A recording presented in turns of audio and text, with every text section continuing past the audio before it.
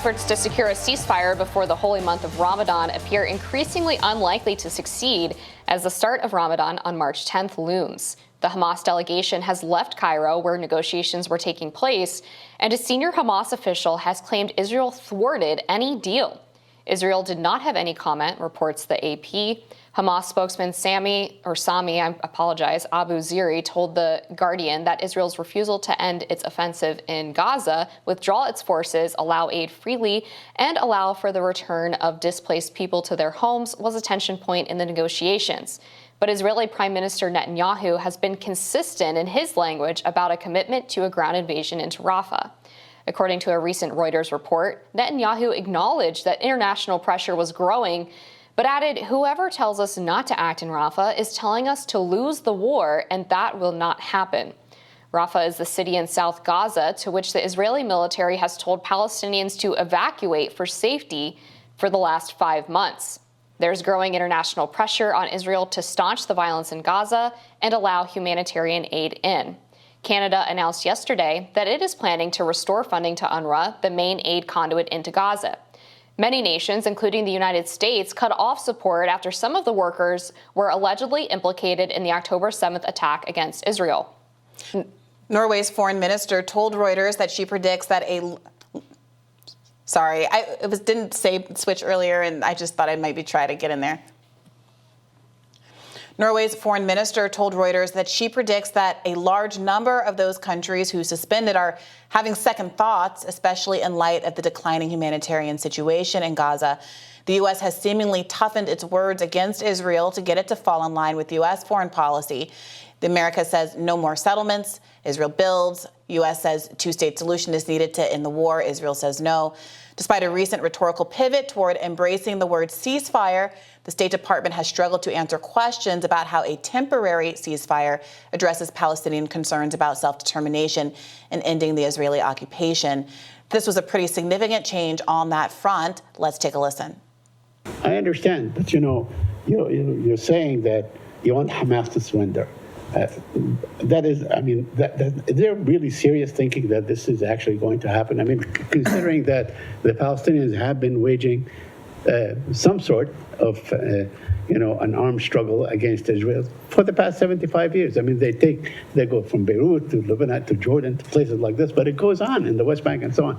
Is there really expectation that the Palestinians will give up the notion of getting their rights or getting their rights in the absence of the world doing anything about granting them their rights, that they have to do it on their own? So we do not want the Palestinians to give up their rights. In fact, you have seen the secretary and the president pushing very hard for a two-state solution that would create an independent Palestinian state and would answer the legitimate aspirations of the Palestinian people. But to this question about Hamas, when you've seen 30,000 Palestinians killed, why wouldn't they lay down their arms and stop that bloodshed? Why wouldn't they lay down their arms and stop the war? If they truly care about the thousands and thousands of civilians who have been killed in a war that Hamas started, so remember who started this war, if that was in their real interest, the well-being of the Palestinian people, I'm hard-pressed to answer why they wouldn't lay down their arms and pursue a demilitarization option when you have the United States and other countries in the region saying we are prepared to step forward and work on a legitimate political path forward for the Palestinian people. Not one that's brought about by terrorism, not one that's brought about by violence, but a legitimate political path that leads to an independent Palestinian state. Lastly, So this started to feel to me like a kind of very close to explicit support of a strategy that could be considered or framed as, a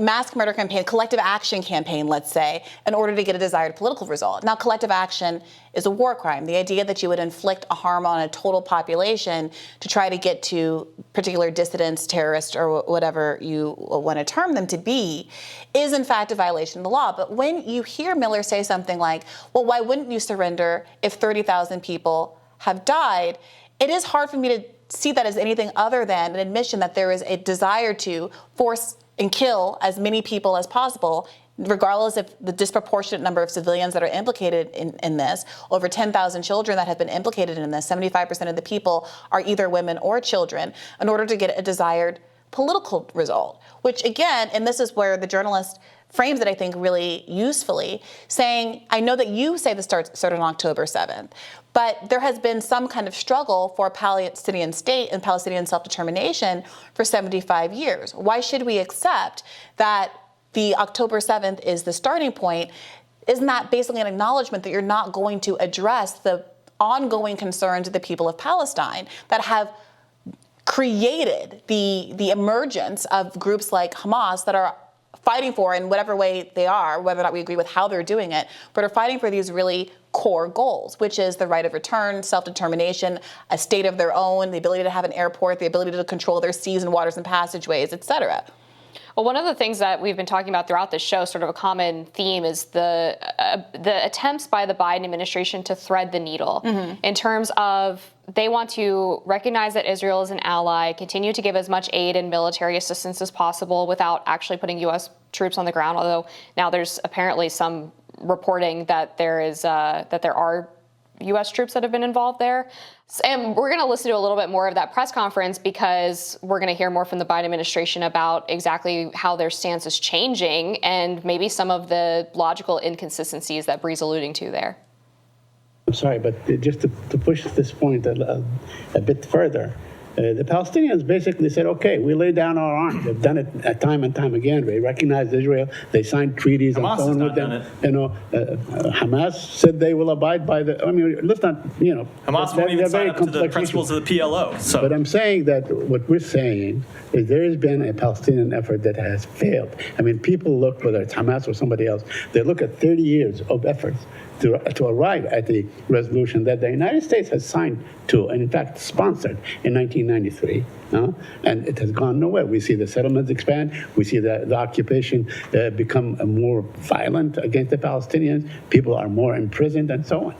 So if people continue to look at the past and only the past that has happened for decades and decades without being willing to sign on to a positive vision of the future, we will never have a peaceful way out of this conflict. Not just the... Don't look at the past. The reason that these people are fighting in this region for the first place is because of the Nakba in 1948. There are people living in Palestine who have keys to homes that are now in Israel that they're not allowed to go to and enter or even have a right to visit because they are Palestinian, because they are stateless.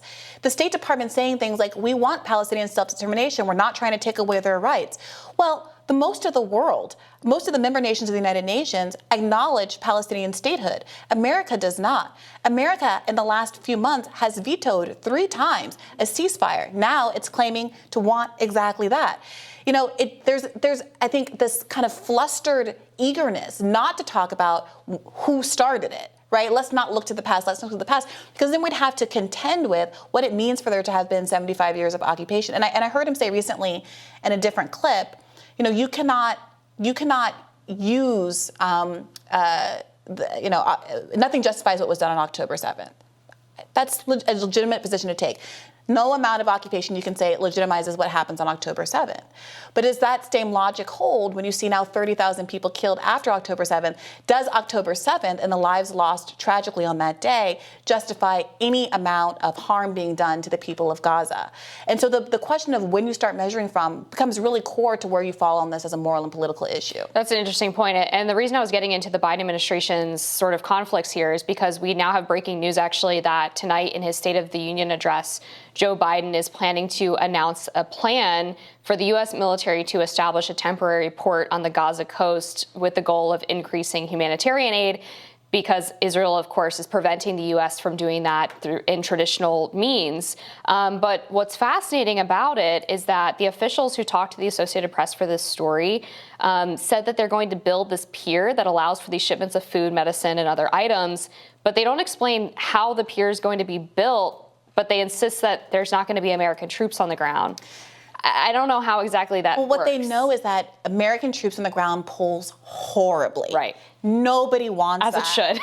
Right. So they keep dancing around this, but I think that you're right. It's like practically impossible what they're describing. And again, it highlights the central contradiction. This is our ally. We're providing them with weapons that are being used in this conflict, and yet we're going to be on both sides of this humanitarian issue, saying we're very deeply invested in a humanitarian outcome at the same time that we're providing the means to continue what is an ongoing siege of the area. It's a mess, and I do think the messaging inconsistencies are becoming increasingly apparent. Journalists are really honing their questions. You can see them sort of evolving in real time as they're used to getting a certain kind of pat answer from Max Miller or John Kirby or whoever they're talking to from the State Department. And I do think that it's contributing to the kind of crumbling crisis of confidence in the Biden administration. Yeah, it's interesting to see how much public opinion and the media opinion has started to shift on this issue. And it's not going away, obviously, for Biden if the uncommitted vote was any indication. That's right. Tomorrow, I am going to be back on Rising here with Jessica Verbeek. Brie, it was such a pleasure to be on with you today. It really was fun. It was a good time. Don't get threatened, Robbie. I'll see you again on Monday. Be sure to like, share, and subscribe so you don't never miss any content. And for those of you who like to listen while you're on the go, we're now available anywhere you listen to podcasts. Take care.